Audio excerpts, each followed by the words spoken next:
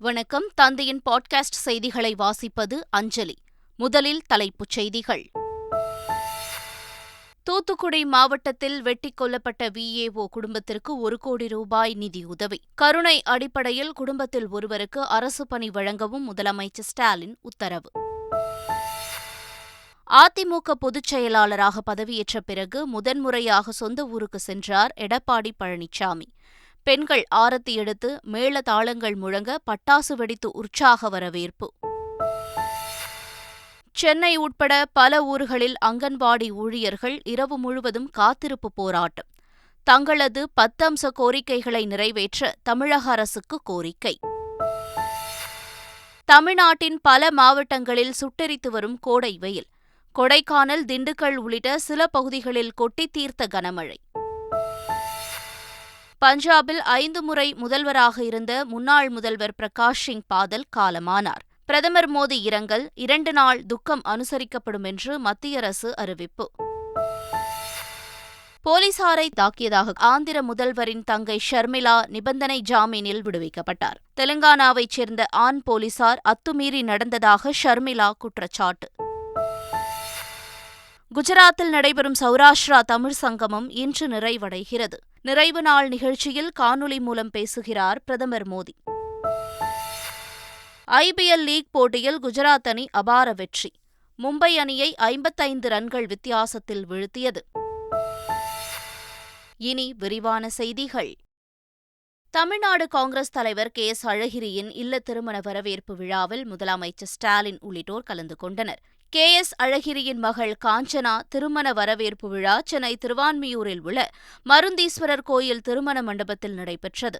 இதில் அகில இந்திய காங்கிரஸ் கமிட்டி தலைவர் மல்லிகார்ஜுன கார்கே, முதலமைச்சர் ஸ்டாலின், அமைச்சர்கள் உதயநிதி ஸ்டாலின், துரைமுருகன் மற்றும் கூட்டணி கட்சித் தலைவர்கள் உள்ளிட்டோர் கலந்து கொண்டு மணமக்களை வாழ்த்தினர். எதிர்க்கட்சித் தலைவர் எடப்பாடி பழனிசாமி அதிமுக பொதுச் செயலாளராக தேர்வு செய்யப்பட்ட பிறகு முதன்முதலாக தனது சொந்த ஊரான எடப்பாடி சிலுவம்பாளையம் கிராமத்திற்கு சென்றார். அவருக்கு பெண்கள் ஆரத்தி எடுத்து வரவேற்றனர்.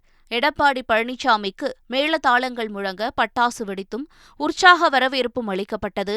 பின்னர் அங்குள்ள பெரிய மாரியம்மன் கோயில் கும்பாபிஷேக விழாவையொட்டி நடைபெற்ற யாகசாலை பூஜையில் எடப்பாடி பழனிசாமி குடும்பத்தோடு பங்கேற்று சுவாமி தரிசனம் செய்தார். அதிமுகவிலிருந்து வெளியே சென்ற அனைவரையும் ஒன்றிணைத்து கட்சியை பலப்படுத்த வேண்டும் என்று நாடாளுமன்ற உறுப்பினர் OPS ரவீந்திரநாத் தெரிவித்துள்ளார். அந்த இயக்கத்தின் மூலமாக அனைத்து இந்திய அண்ணா திராவிட முன்னேற்ற கழகத்தின் மூலமாக ஏற்கனவே பல இடத்துல சொல்லியிருக்கேன். யார்கள் இந்த இயக்கத்திலிருந்து சென்றார்களோ எல்லாருமே ஒன்று சேர்ந்து இருந்தால்தான் வலிமையாக எதிரணியினரை வீழ்த்த முடியும் என்பது ஒன்று சேர்வதற்கான சாத்தியக்கூறுகள் எதற்காகும். குஜராத் மாநிலத்தில் நடைபெற்று வரும் சௌராஷ்டிரா தமிழ் சங்கமம் நிறைவு நிகழ்ச்சியில் இன்று பிரதமர் மோடி காணொலி வாயிலாக உரையாற்றுகிறார். குஜராத்திற்கும் தமிழகத்திற்கும் இடையே கலாச்சாரம், பாரம்பரிய தொடர்புகளை முன்னெடுத்து செல்லும் வகையில் குஜராத் மாநிலத்தில் சௌராஷ்டிரா தமிழ் சங்கமம் நிகழ்ச்சி நடத்தப்பட்டு வருகிறது. இந்த நிகழ்ச்சி இன்று சோம்நாத்தில் நிறைவடைகிறது. இதையொட்டி நிறைவு நிகழ்ச்சியில் பிரதமர் மோடி இன்று காலை காணொலி மூலம் உரையாற்றுகிறார். இந்தியா மட்டுமல்லாது பல்வேறு நாடுகளின் மருத்துவ சேவை மையமாக சென்னை திகழ்கிறது என தமிழ்நாடு ஆளுநர் RN ரவி பெருமிதம் தெரிவித்துள்ளார். சென்னையில் அப்பல்லோ மருத்துவமனையின் மரபியல் நிறுவன தொடக்க விழா நடைபெற்றது. இதில் பங்கேற்று பேசிய ஆளுநர் RN ரவி, இந்தியாவின் அடுத்த 25 ஆண்டுகள் மிகவும் சவாலான ஆண்டுகள் என்றும் 2047ஆம் ஆண்டு நாடு 100வது சுதந்திர தினம் கொண்டாடும் பொழுது அனைத்து துறையிலும் முதன்மையானதாக இருக்கும் என்றும் அவர் கூறினார். மதுரை சித்திரை திருவிழாவின் முக்கிய நிகழ்வாக கள்ளழகர் ஆற்றில் இறங்கும் நிகழ்ச்சி வரும் மே 5ஆம் தேதி நடைபெறுகிறது.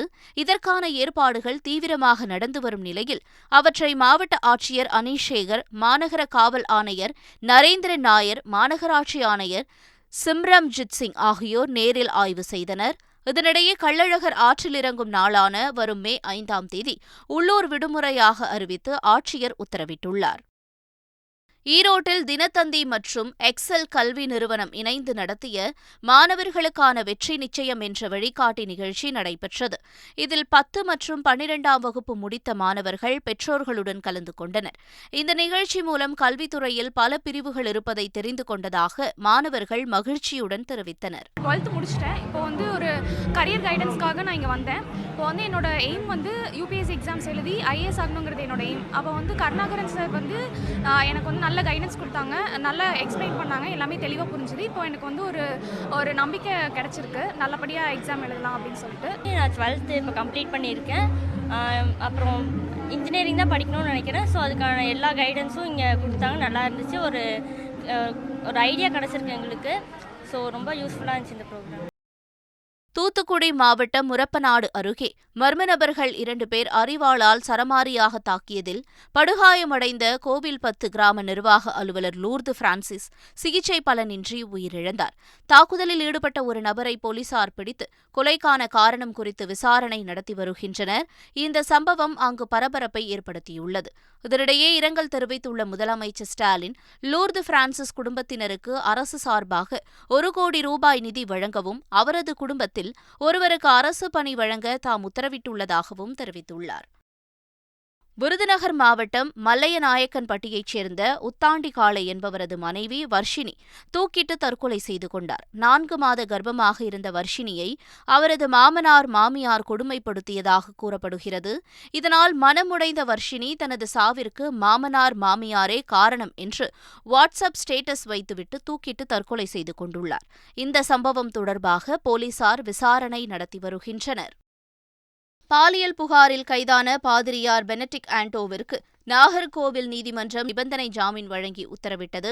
கன்னியாகுமரியைச் சேர்ந்த பெனடிக்ட் ஆண்டோவை பாலியல் புகார்கள் தொடர்பாக போலீசார் கைது செய்து சிறையில் அடைத்த நிலையில் அவரது தரப்பில் ஜாமீன் கேட்டு நீதிமன்றத்தில் மனு தாக்கல் செய்யப்பட்டது. இதனை விசாரித்த நீதிமன்றம் பாதிரியார் பெனடிக்ட் ஆண்டோவிற்கு நிபந்தனை ஜாமீன் வழங்கி உத்தரவிட்டது. தினமும் நாகர்கோவில் காவல் நிலையத்தில் கையெழுத்திடவும் உத்தரவிட்டது. தமிழ்நாட்டில் பல்வேறு மாவட்டங்களில் வெயில் சுட்டெரித்து வருகிறது. நேற்று பல்வேறு பகுதிகளில் மழை பெய்ததால் வெயிலின் தாக்கம் குறைந்து காணப்பட்டது. ஆனாலும் பல ஊர்களில் வெயிலின் தாக்கம் குறையவில்லை. ஈரோட்டில் 101.48 டிகிரி ஃபாரன்ஹீட் வெயில் பதிவானது. கொடைக்கானல் மற்றும் சுற்றுவட்டார பகுதியில் கனமழை பெய்தது. செண்பகனூர், மூஞ்சிக்கல், பெருமாள்மலை, ஏரிச்சாலை உள்ளிட்ட நகரின் பல்வேறு பகுதிகளில் 1 மணி நேரத்திற்கும் மேலாக மழை நீடித்தது. இதன் காரணமாக சாலைகளில் வெள்ளம் பெருக்கெடுத்து ஓடியதுடன் மலைப்பகுதி முழுவதும் குளுமையான சூழல் நிலவுகிறது. மேலும் நீர்வரத்து அதிகரித்து வெளிநீர் வீழ்ச்சி ஆர்ப்பரித்து கொட்டுகிறது. திண்டுக்கல் மாவட்டம் நிலக்கோட்டை சுற்றுவட்டார பகுதிகளில் சூறை காற்றுடன் கனமழை பெய்தது. நிலக்கோட்டை, வத்தலகுண்டு உள்ளிட்ட பகுதிகளில் மாலை நேரத்தில் திடீரென பலத்த சூறாவளி காற்றுடன் கோடை மழை பெய்தது. இதன் காரணமாக 5க்கும் மேற்பட்ட இடங்களில் மரங்கள் முறிந்து விழுந்தன. மேலும் மின்கம்பிகளும் அறுந்து விழுந்ததால் பல்வேறு பகுதிகளுக்கு மின்சாரம் துண்டிக்கப்பட்டது. நீலகிரி மாவட்டம் கோத்தகிரி அருகே மரங்களை வெட்டி சாலை அமைத்த விவகாரத்தில் வனசரகர் உட்பட 2 பணியிடை மாற்றம் செய்யப்பட்டுள்ளனர். மேடநாடு வனப்பகுதியின் நடுவே தனியாருக்கு சொந்தமான தேயிலை எஸ்டேட்டிற்கு செல்வதற்கு ஏற்கனவே இணைப்பு சாலை இருந்து வந்தது. இந்நிலையில் எஸ்டேட் நிர்வாகம் அத்துமீறி மரங்களை வெட்டியும் பாறைகளை உடைத்தும் சுமார் 2 கிலோமீட்டருக்கு சாலை அமைத்ததாக கூறப்படுகிறது.